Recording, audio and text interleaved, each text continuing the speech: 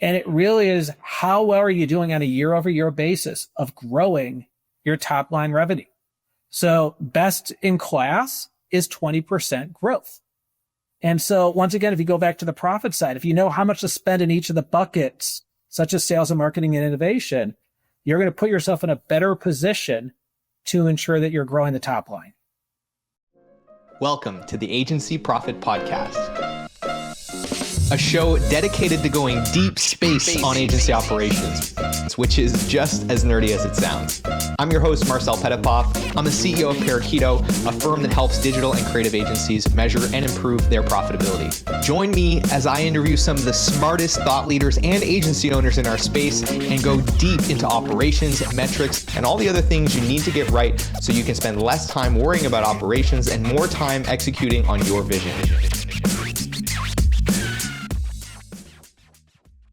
Hello, everyone, and welcome back to the Agency Profit Podcast. I am joined today by a friend of mine. We are in real life friends. We've got to hang out the last time I was in Chicago, a fellow finance ops agency nerd. He's the CEO of a wonderful company called Fiscal Advocate, who also have developed this platform called EngineBI. Prior to starting Fiscal Advocate, he grew one of the largest independent agencies in the country. And he's here today to talk about managing the financial aspect of your firm.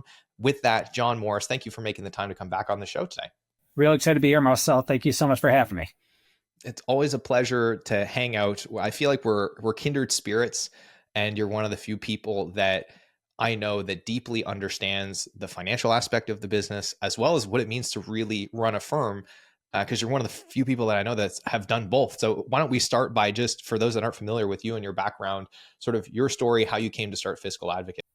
Absolutely. So I founded Rise Interactive in 2004. I grew up from just me to about 250 people, a little bit under $40 million before selling the agency.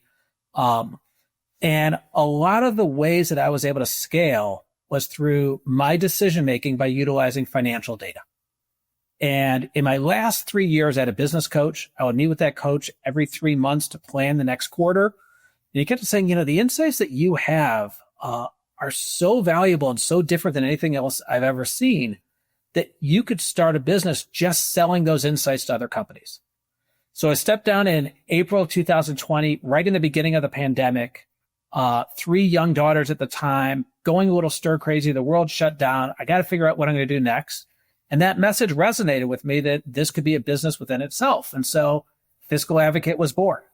And, I niched down to focusing mainly on marketing and tech service companies to help them make better decisions utilizing their finances, and really focusing on how do you help them scale and achieve some of the success I had, or ideally surpassing my success at Rise.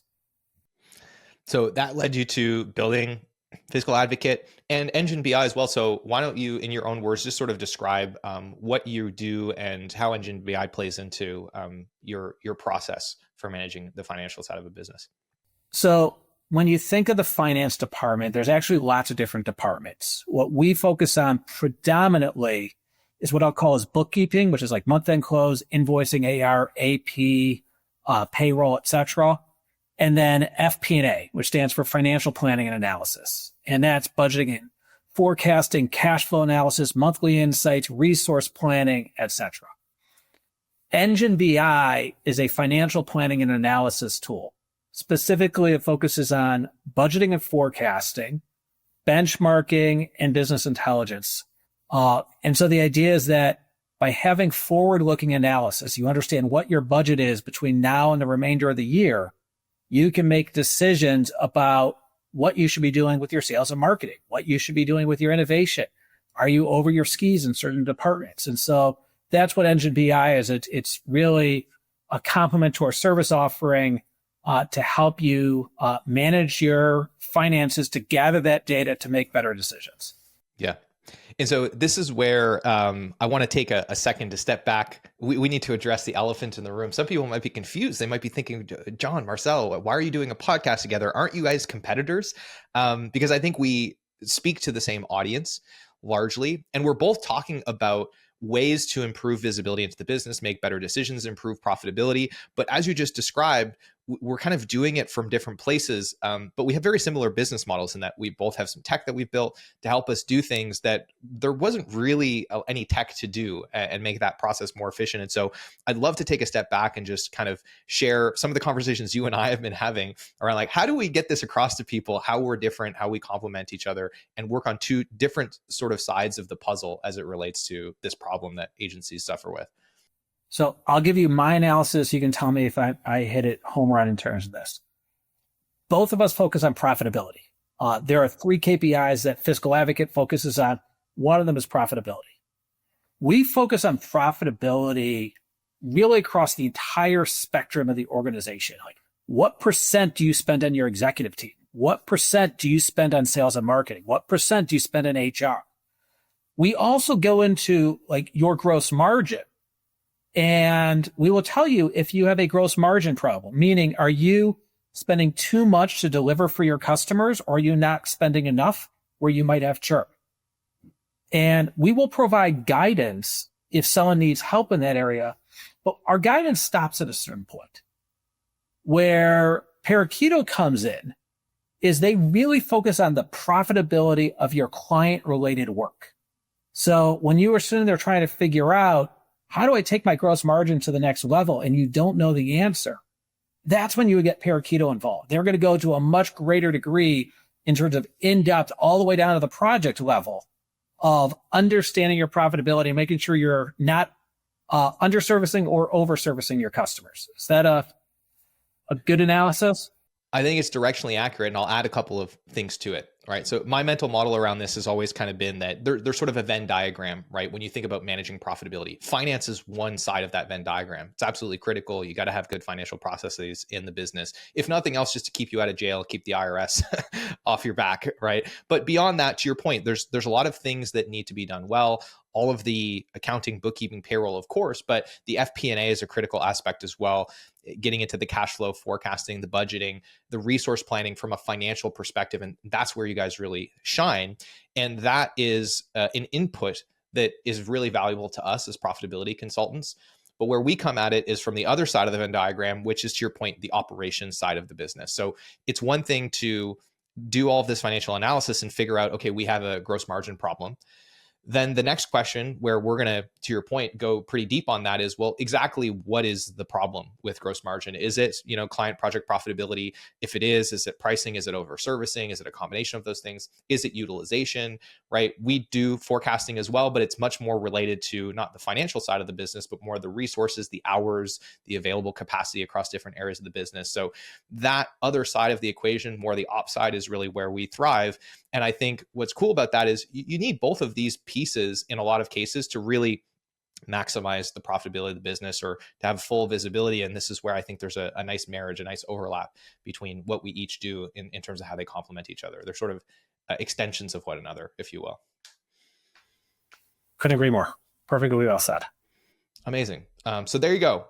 Jon Morris, Marcel Petitpas, not competitors, friends. We complement each other, but a lot of similarities. And I think importantly, we both care very deeply about helping agencies measure and improve their profitability. And Jon is a person, like I said, one of the few people that I know that really understands the other side of what we're doing. It just so happens that it's not necessarily like the focus and within your scope of work. And so this is why I love talking to you so much. Now, with all that said, I want to talk about these sort of critical aspects of managing the financial side of the business. And you've got sort of 3 metrics that you've boiled your thesis down to as being the most critical things to pay attention to. So why don't we start there? What are some of the critical metrics that on the financial side you should be paying attention to as an agency owner?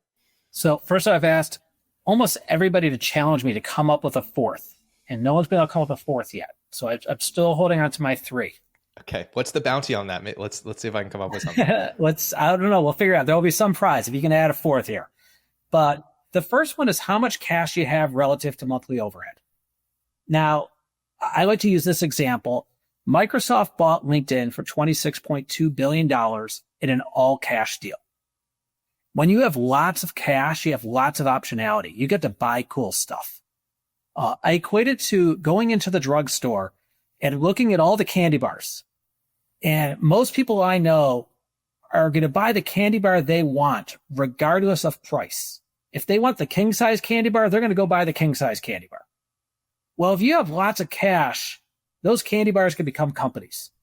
And when most companies come to me, they're really cash starved. It might be that they've just taken all the cash out for distribution. It might be that they're not profitable enough, but mostly there's just not enough focus on cash. The second one is profitability.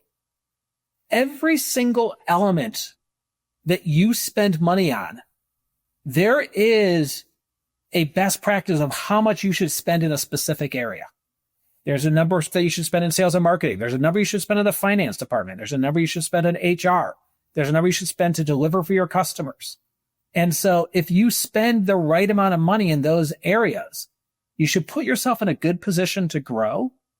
And at the same time, you should be able to have 20% EBITDA. So that means that if you have 10 million in revenue, you can have 2 million in profits that you get to either grow your cash, have a distribution, or potentially use it later on to reinvest in the business. So, and then the third one is year over year revenue growth. When you think about, someone listening to this podcast who is an owner of a marketing agency or a tech service company or any type of business, you're judged. Your ultimate boss is the income statement. And it really is, how well are you doing on a year over year basis of growing your top line revenue? So best in class is 20% growth.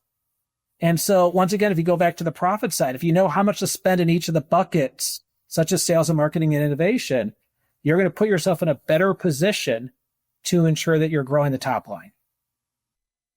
Awesome. Great framework. So we have cash relative to monthly overhead, we have profit margin, and we have year over year revenue growth.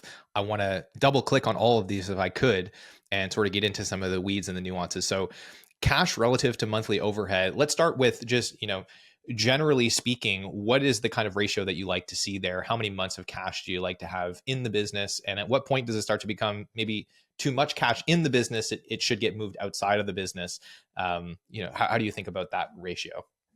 Okay, so a couple things. One, I want you to have multiple bank accounts. So I generally want you to have 3, maybe even 4 bank accounts. So the first one is what I call your operating account. This is the account that you use to pay your bills, to pay your taxes, to pay your employees. I want 1 month's payroll plus 35% of your last 3 months' profit as a minimum in that account, and 2 months payroll plus 35% of your last 3 months' profit as the maximum in that account. So we're not looking to build lots of cash in that account, but we're always looking to make sure that you have enough money to pay your taxes, your bills, and your employees. The second one is what I call as an accrual account. I can't tell you how many people come to me where they show me how much cash they have and they think that they're really rich, but they didn't put any money away for bonuses. They didn't put any money away for their 401k. They didn't put any money away for their, deferred taxes. And so the accrual account is making sure every month that if you're putting money aside for bonuses, that you actually put that money aside. And so I like it as a separate bank account, so there's no confusion about what that money belongs to, and that money is not yours. It's going to eventually be allocated to whatever you allocated it towards. The final one, which is my long-winded answer to get to your question, is a savings account. And I want 2 times your monthly overhead as a minimum. Now, I get the question all the time of when is too much cash too much cash? And I think it really comes down to, do you have an M&A strategy? Do you plan on using this money to reinvest in this business, or do you not? Now, I have no problem, if you want to do non-risky type trades, or investments so that, you're not just having it sit there at 1% interest. But the idea is that this money is saved, A, for rainy days, the next time a COVID happens or a pandemic or, some major crisis. But it's also there to scale and grow. I want companies to grow 20% year over year. And if you can get to $500,000 in cash in that account, you can start the M&A process. Ideally I'd want you probably have closer to $1 million in there, but you can start buying real companies, and that can be part of your growth strategy if you put that cash aside. So that's my answer. 2 times your monthly overhead.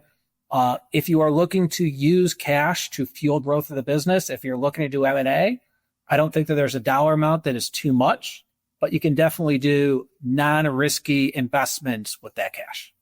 Yeah. Okay. I have comments and then I have more questions. First of all, this aligns, perfectly with what I know to be best practice around this. The operating account, almost exactly the same benchmark. The accrual account, we're going to come back to that, but I love that idea. And I have a fourth bank account, by the way, also. Okay, so maybe which is a media account. Media. Okay, fascinating. Tell me, would that be for the firms that do a lot of media and are collecting that from clients and need to manage that separately? Exactly. What I like to explain to people is that money is not your money. And, think about like if you put your money with E-Trade or Charles Schwab, you're expecting that whatever you invested is completely separate. You're expecting them to have fiduciary responsibilities to manage that money. There's no government regulation, which surprises me, but you should have the same fiduciary responsibility to when you take clients' media dollars. Do you want some free resources to help you measure and improve your profitability? If you do, then I want to tell you about our agency profitability toolkit, which you can grab absolutely free in the show notes or by heading to parakeeto.com/toolkit. It's packed with training videos, cheat sheets, templates, and all kinds of other great resources to help you start measuring and improving the essential metrics that are going to drive better profitability in your business. And it's helped thousands of other agencies around the world do the same. So I want to encourage you to go and grab a copy of that. And if you'd rather get in the fast lane and just have our team of experts guide you through the process of measuring and improving your profitability, then I want to encourage you to apply for a consultation at parakeeto.com. And with that, I want to thank you again for tuning in. I hope you enjoy the episode, and I'll let you get back to it.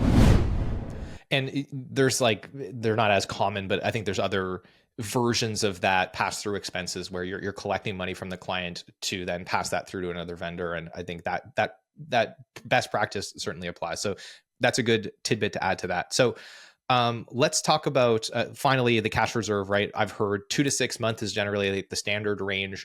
More if, to your point, you have a purpose for that money, you're going to invest in M&A, you're going to do whatever else. One of the thoughts that I've heard before, and it does make sense to me, is assuming you don't have that M&A strategy, or at least it's not in a near time horizon.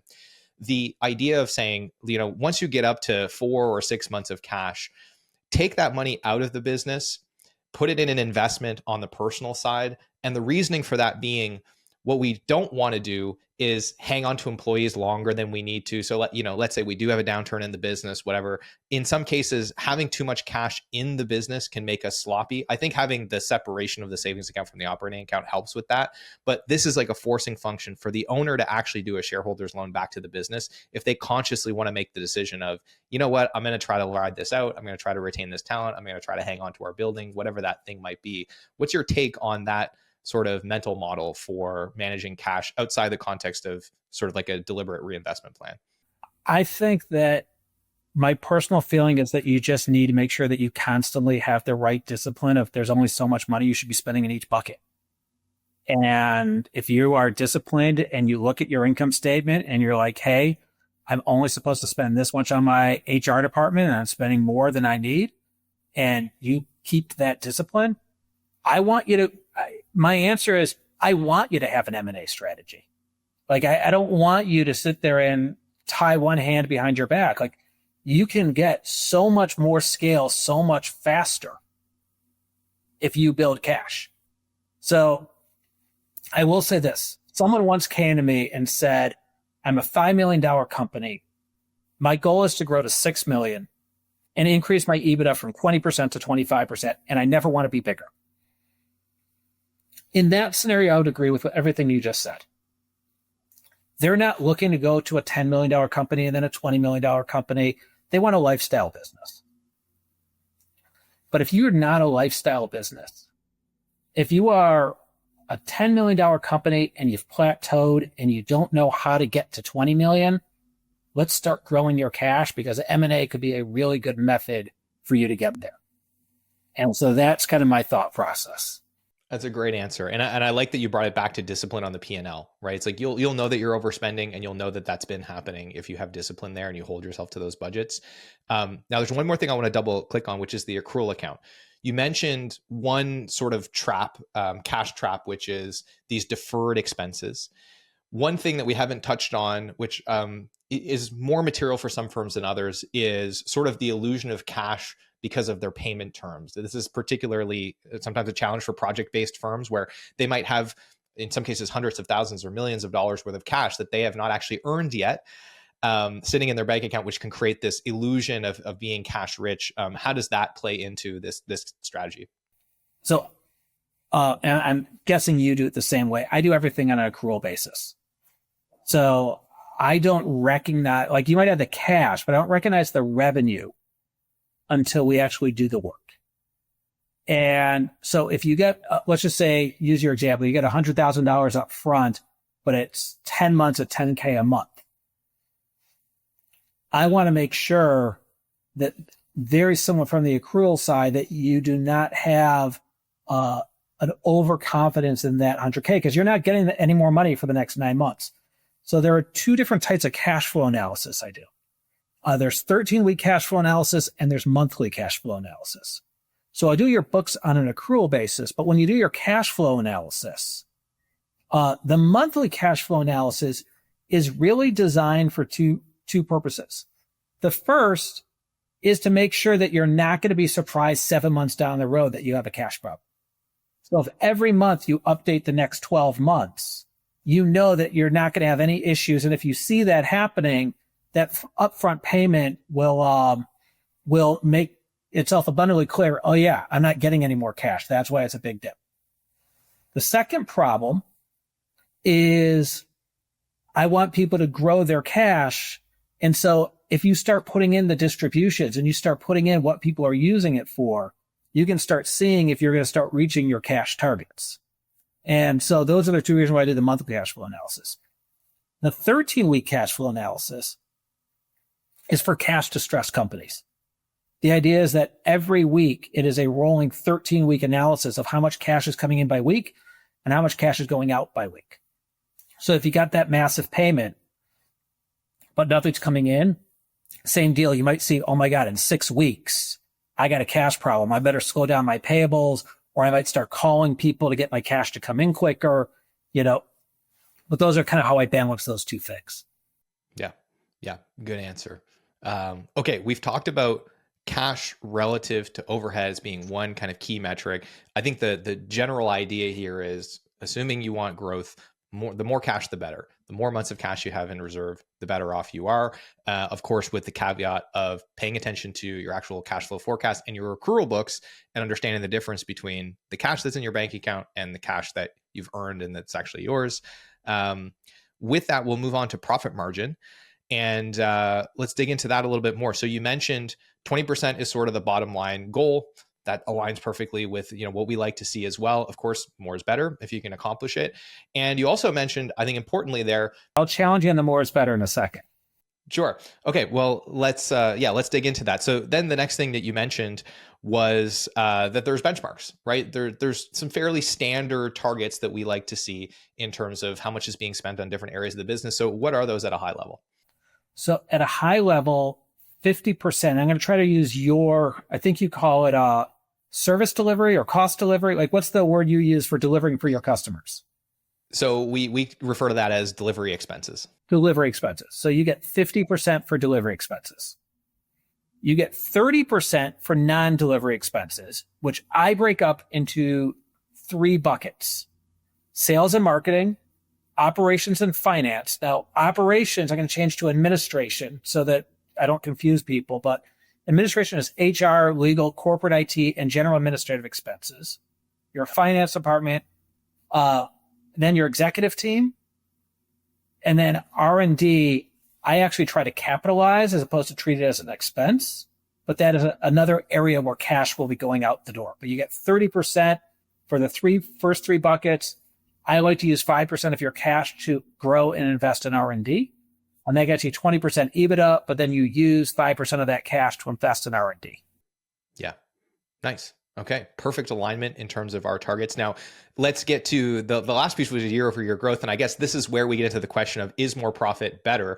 And it's interesting. I always think of this in terms of the rule of 40, which is talked about a lot in entrepreneurship, right? Which is, for those that aren't familiar, the concept of if your EBITDA or your profit and your growth rate add up to 40% or more, then you're doing pretty good. And it speaks to sort of this trade-off that we can sometimes make deliberate decisions around of, maybe I'm going to choose to be a little less profitable and invest more in growth. Maybe I'm going to choose to optimize for profit and pull more cash out of the business, but I'll likely grow faster than I otherwise could. So yeah, let's talk about the growth aspect of this. Why 20%? And then what's sort of the nuance in terms of the business strategy for a given client? So I'm going to talk about the 20% growth and 20% EBITDA. And actually, it's funny that you brought up the rule of 40, because I actually have a slide where I show 20% growth, 20% EBITDA. And I explain that I did not create these numbers. I had mentors who told me about these numbers, who had mentors who told them about these numbers. And so this has been a long-standing belief of what the numbers should be. So why that's the case, I can't tell you, but I believe it. The data that I've used supports it. But I can tell you 20% growth is hard, and it's really hard as you get bigger and bigger. Now, I find it interesting. The rule of 40 is actually a SaaS number. It is not a service-based number. But if you take 20% EBITDA plus 20% growth, it happens to equal 40. So I thought it was really interesting that two industries both came out with the same 40 number. Now, my concern, and I've seen this a lot, is that a lot of companies' delivery cost is too high. And then they invest nothing in their infrastructure. And then they have 25% EBITDA and they feel really good about themselves. And so what ends up happening is that you just see it over time where their year-over-year revenue growth just starts eroding and they actually start shrinking as a business as opposed to growing as a business. So if you are spending the right amount of money in each specific area, if you can shave off points in, let's just say, non-growth areas, such as your back office, and still have the right infrastructure, I would rather you invest that money back into sales and marketing and back into R&D to fuel more growth to the business than put it in your pocket. But that is a strategic decision, so let's just say you typically get 15% for for your back office operations and finance. Let's just say you could do it at 13%. I'd rather you then spend 10% on sales and marketing, then go to 22% in EBITDA. Because that's going to put you in a better position to scale and grow your business. And so the elephant in the room with all of this, right, is we talk about cash, we talk about profit, we talk about growth. And when you kind of zoom out from that, the thing that I can't shut up about, and I think that we're very aligned on, is the degree to which you can do all of those things and have the optionality to do all of those things, and in some cases exceed these benchmarks, right? Have higher than 20% EBITDA and higher than 20% growth, and invest in all the infrastructure and not have to make really any compromises, is dictated by what you just mentioned, right? What is the gross margin or the delivery margin in the business, which is a function of how much revenue can you generate and what do you spend on the delivery cost to get it done. And that being such a high point of leverage where we can accomplish these things without having to cut the investments that we're making in administration. And so I think that that's a really key thing that we both tend to focus on a lot.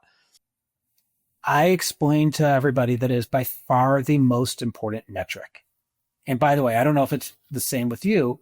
Most people, when they come to me, their payroll is bundled. And when I say bundled, all of their non-delivery cost expenses and all their delivery cost expenses are just one line item on their P&L.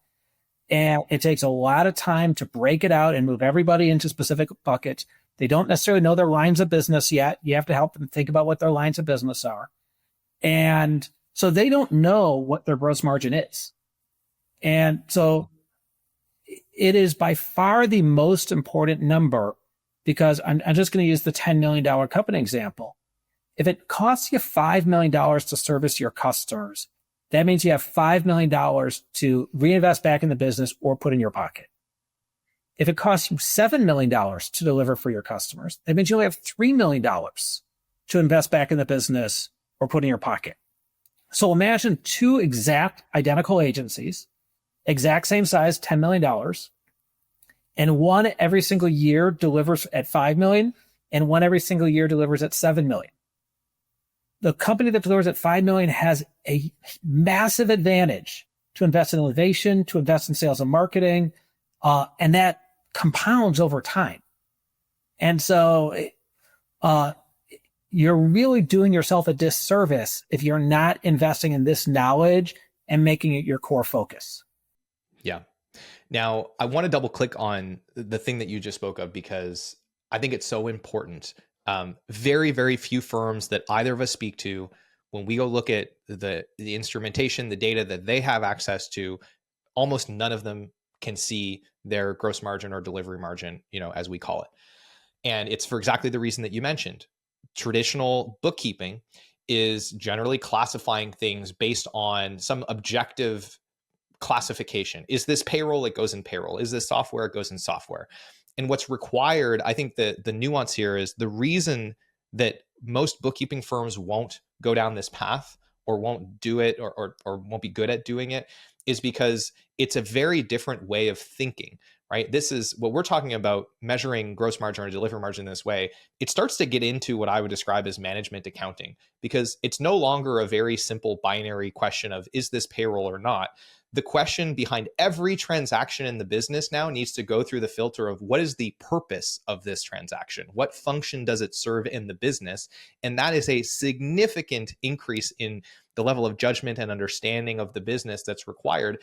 And it's part of the reason that, I'll just preface this, you should expect that to cost a lot more than, the $200 a month white label bookkeeping service that you can get somebody to do, somewhere halfway across the world. But it unlocks what I would argue is a metric and an insight that it's well worth the additional cost and complexity of going down that path. And it's part of the reason I think working with firms like yours that really understand this stuff is of extremely high value, because it's something you have to do anyway on the finance side. And knowing this number is critical. Real story here. Client of mine, for the size of their business, was paying a massive premium for a CFO. And not only that, but the entire finance department was way above the recommended allocated percentages. So my thoughts are, if you're, supposed to be at X percent and you're at X times 3, like, your finances and insights should be 10 times better than any other company of that same size. But it was the exact opposite. They were losing money every single month. They were maximizing their line of credit. They were increasing their debt substantially. And when I got involved, I started off as an advisory capacity. I had to talk to the CFO, and I explained to him, I was like, you're accountable for these losses. You're accountable for this debt. And he was like, I don't really think I am. I'm partially responsible, but I'm part of a leadership team. And I explained, no, you are the financial steward of this business. I was amazed that I have to explain to a CFO that they're the financial steward of the business. And I will give you one pass, one way that I would consider a CFO not accountable for losses and debt. If they come up with a plan, they present that plan, and they have a massive sense of urgency for the CEO to fix it, and the CEO refuses to implement the plan, then I push that on to the CEO. But if you're not coming up with a plan to say, hey, your delivery cost is too high, we need to cut 10%, and you're spending way too much on your back office, and this investment and innovation's got to be dialed back, then I believe that goes on to the financial steward. So that's the fifth major function of a finance department that I believe is really important. Well, with all of that, Jon, I want to make sure that we tell our audience who's listening that want to learn more about what it is that you're doing with Fiscal Advocate EngineBI, presumably helping with all 5 of those core functions, where they can go to learn more about you, and of course, consume some of the great free content that you're publishing as well on this stuff. So I publish multiple times a week on LinkedIn, so you can come follow me on LinkedIn. You can go to fiscaladvocate.com. We post regularly on our blog there. I wrote an ebook, which you can also download on our website. And then you can always reach out to me at jon@fiscaladvocate.com. Awesome. So we will make sure to have links to all of those things in the show notes. I encourage you to follow Jon on LinkedIn, encourage you to reach out to him. And if this is an area that you're looking for help with, then certainly reach out to the team at Fiscal Advocate. And I mean, Jon and I would love to collaborate on We clients. would absolutely love to work together because I think we could do a lot of damage together. I agree. All right. Well, with that, Jon, always such a pleasure to chat with you. Thank you for making the time to come back on the show. I really enjoyed our conversation today. Thanks so much for having me. Hey, thanks so much for tuning in to today's episode. I hope you enjoyed it. And if you've ever found yourself thinking, man, I get so much value from this podcast, I wish there was something I could do to return the favor. Well, today's your lucky day because you can leave us a review wherever you're listening to this, and it is incredibly helpful. Of course, if you haven't grabbed a free copy of the Agency Profit Toolkit, go and get that. It's got tons of free resources to help you improve your profitability. If you're looking to get in the fast lane and get help from experts to improve your profitability and measure your most important metrics, then apply for a consultation at parakeeto.com. We'd love to chat with you and figure out how we can help. With all of that, thank you so much for being a listener, and we will see you on the next episode.